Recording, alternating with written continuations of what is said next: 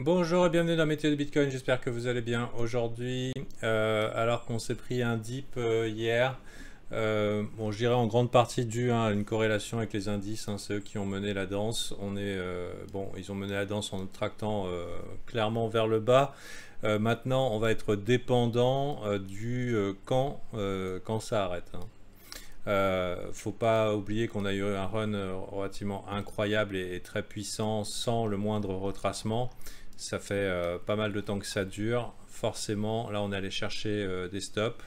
Ça fait beaucoup de revisites potentielles, ne serait-ce que pour poser définitivement un bottom ou pour poser un low si on devait y arriver, genre quelque chose comme ça. Et ensuite on va à la hausse.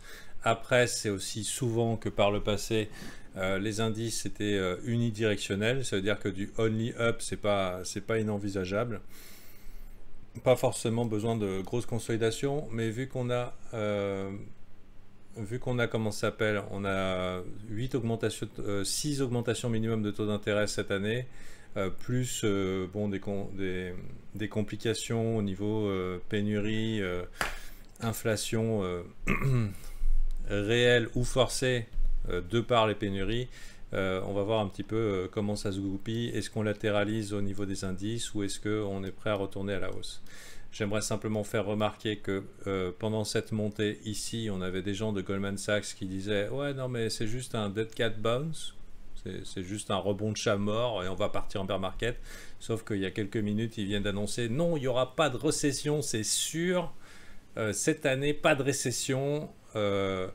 Et par contre, l'année prochaine, moi, 20% de chance de récession. Donc autant vous dire que l'augmentation, les probabilités de récession sont passées à l'extrême élevé. Hein. Sachez que moi, j'ai une stratégie très simple, c'est de counter Goldman Sachs. Pas les autres banques, mais pour moi, ça me paraît relativement clair. Et malheureusement, si y a Goldman Sachs qui dit ne vous inquiétez pas, en général, c'est là où je m'inquiète. Et du coup, je me dis, bon, peut-être il y en aura un petit peu plus dans le ventre pour ce dip.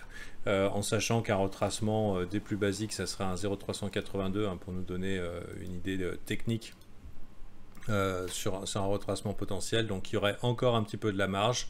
Ça serait pas incroyablement incroyable de voir un rebond ici, voire carrément 0,5. Donc ça, pourquoi pas entre les deux. Ça paraît logique, ça permettrait de retester les supports devenus résistance, qui sont aussi au même endroit. Si vous voyez ici, là, cette résistance devenue support. Et je pense qu'on pourrait être attentif à ce qui se passe dans cette zone. Peut-être que ça va continuer direct et qu'on est dans un trend fort. Mais bon, la garde a été baissée. Les gens se sont convaincus que c'est bon, il ne pouvait plus rien nous arriver. Ça paraît logique à un moment d'aller chercher les sell stop de ceux qui sont arrivés longues sur le tard. Donc dans cette zone-là, je serais particulièrement curieux de voir comment ça réagit. Donc là, vous dites, mais pourquoi il regarde le S&P 500? Parce que malheureusement, il y a un impact fort du marché.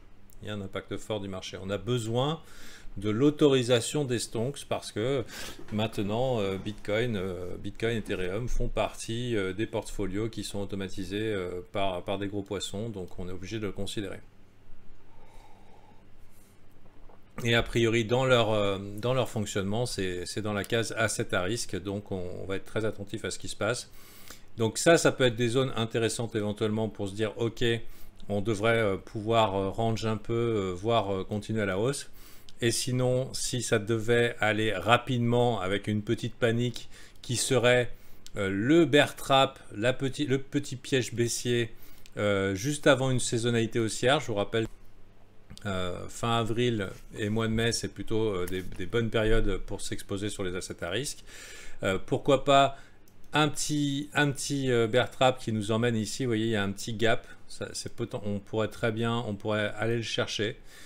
Si on va le chercher, je pense qu'on aurait éventuellement une bonne location pour poser un bottom et vouloir voir si on veut continuer à la hausse après.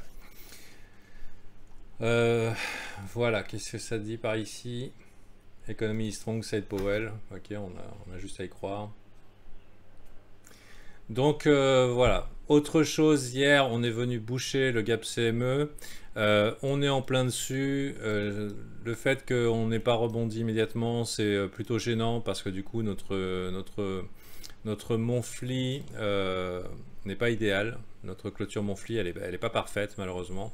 Même, elle est pas aussi incroyable qu'elle aurait pu l'être. Donc malheureusement, on n'exclut pas une revisite de cette mèche ici. Et bon, ça fait pas plaisir, mais elle est possible. Donc pour se situer par rapport au gap CME, on espère que c'est juste pas un petit rebond et on y retourne plus bas. On a clairement des gens qui ont baissé leur garde un petit peu sur le tard. Je dirais que la résolution de ce gap là va être hyper importante. Vous vous rappelez, il y a plusieurs manières de trade après un breakout.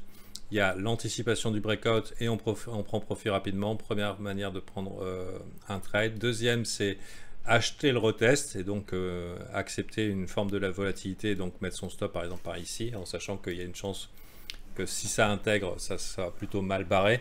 Autre manière de le trade, ça va être une reconquête des highs ici.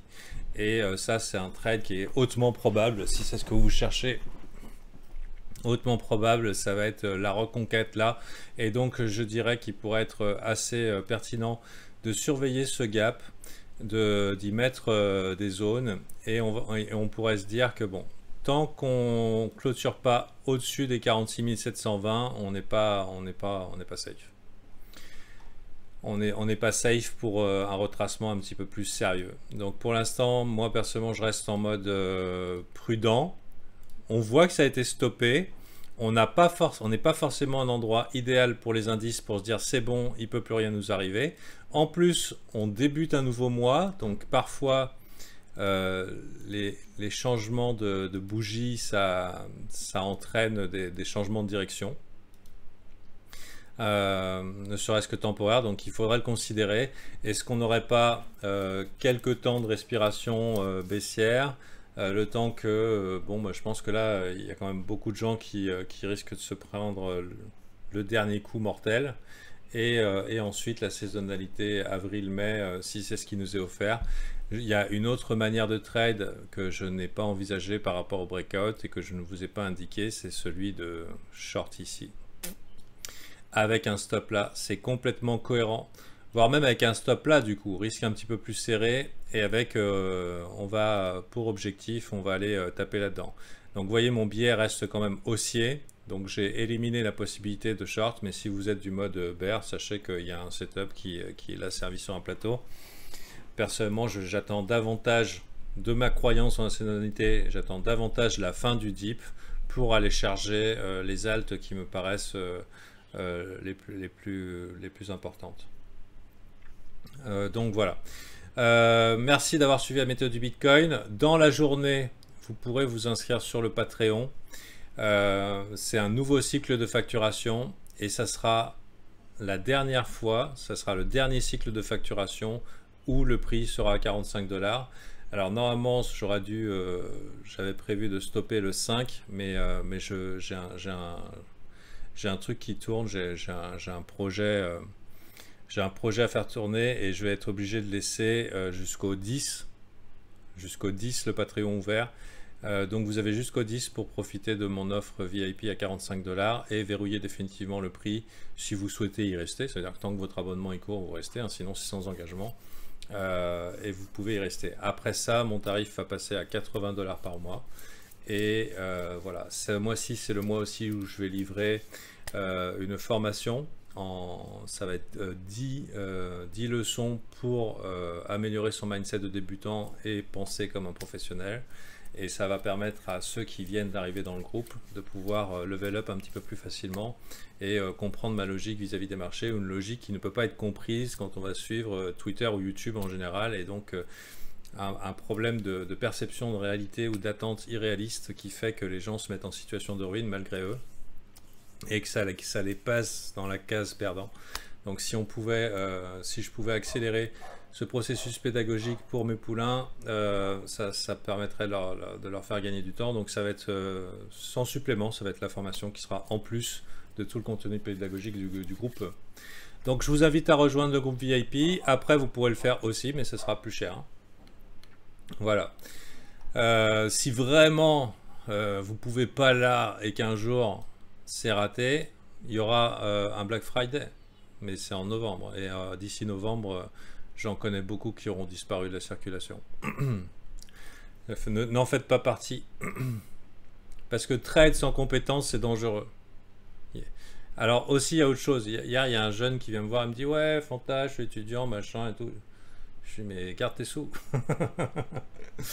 Il faut venir dans le groupe que si perdre un mois d'abonnement, c'est que pouic par rapport à ce que vous pouviez perdre à trade sans compétence votre capital. Donc si vous avez un capital décent, mais vous savez pas ce que vous faites, ou alors vous savez moyen ce que vous faites, il y a une extrême chance que vous perdiez ce capital, ou vous perdiez 50 ou 60% de ce capital. Donc ne venez dans le groupe que si le coût d'un abonnement, c'est-à-dire 45 $, ça vous paraît dérisoire par rapport à vos pertes en crypto. Vous voyez ? Oui, donc lui est étudiant et ça n'empêche pas d'être ici. Bien sûr, il y en a qui viennent et c'est ok de se former. Donc lui, ça lui coûte un effort supplémentaire. Mais je pense à des gens que je vois faire n'importe quoi des fois sur YouTube qui vont miser des 30 000, des machins, mais qui font n'importe quoi et puis qui se prennent des quenelles de 2000, 5000 balles dans la tête. Mais derrière, ils disent « Ouais, étudiant, 45 $, c'est un petit peu cher pour se former. » C'est justement pour vous que le truc il existe. C'est pour que vous ayez une chance de survie. Bon, voilà. Bien sûr, ça limite, si vous voulez, vu que ça, le but, c'est de sauver ces culs-là, c'est d'éviter de perdre les économies d'une vie pour certains, parce qu'ils ont eu la bonne idée de la crypto, mais pas les compétences pour pouvoir y survivre. C'est le but de bon service. Mais bon, c'est clair que juste comme ça, pour faire vacancier, pas de challenge, pas d'effort, non, machin, non, c'est... Voilà, mon groupe, c'est pour quand même des gens qui veulent être sérieux et qui veulent pas se mettre en risque de ruine. Mais si jamais mon abonnement a une valeur capitale, ou alors que ça a vraiment un impact, il faut même pas l'envisager. J'ai une formation gratuite, cours.tradingcrypto.fr, et ça vous permet d'être autonome avec un petit capital. C'est un plan pour planifier son action, pas faire de la merde, et c'est gratuit. Moi, je parle de ceux qui appuient sur les boutons compulsivement et qui font de la merde et qui font des donations à FTX et Binance. Bon, voilà. Le message est passé. Je vais vous en parler jusqu'à la fermeture. Ça aura lieu, je pense, au plus tard le 10. Ça dépend de mon autre projet là, que j'ai en cours. Et mais après, c'est fini, quoi. C'est la dernière fenêtre d'entrée en mode pas cher. Un McDo par mois en moins. Putain, mais combien tu bouffes? Putain, 45 $ de McDo, mais il a une famille de 10 enfants, lui. Ou alors, il est plus gros que moi. Hein.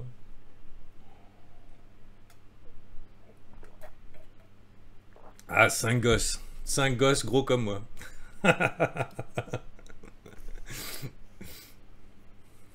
Je voudrais 50 Big Mac, s'il vous plaît. Allez, bonne journée et à demain.